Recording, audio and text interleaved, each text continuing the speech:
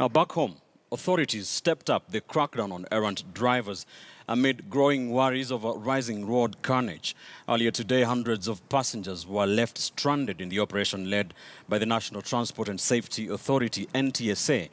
Several matatus had their number plates confiscated after being found with defects. And as our Rita Tinina reports, the move came as the death toll in last night's accident in Thika hit 18. Along the Thika-Garissa highway on Sunday night, another horror crash.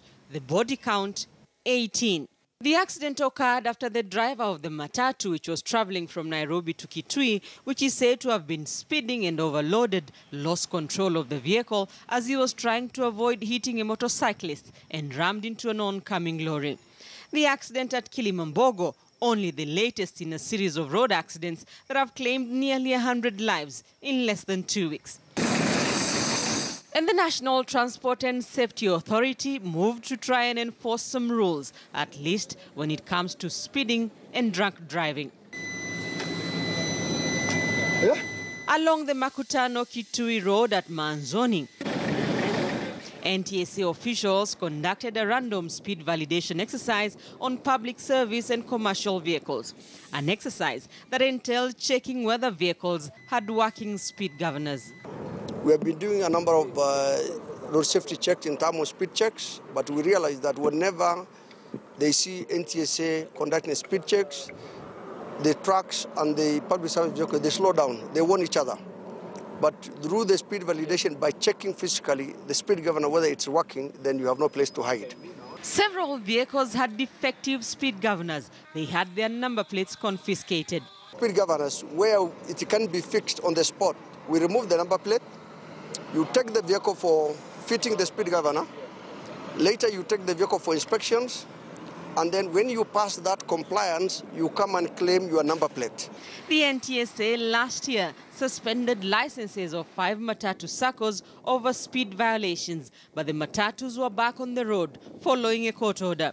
This time round, the authority is changing tact and taking action on the spot. Giving them a copy of the inspection report as well as the prohibition order, which means you go and park that vehicle. You won't be on the road. So that operator will not operate today until he fixes the problem. But as the authority moved to deal with vehicles violating the 80 km/h speed limit in a bid to curb road accidents, to some passengers, makosa ni kati ya wale ambao wamesimamisha gari na driver.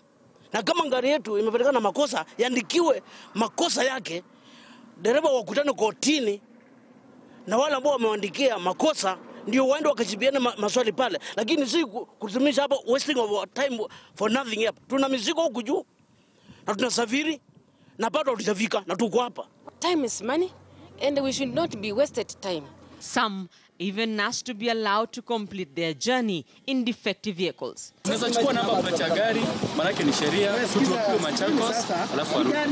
others wondered why all vehicles were not being stopped.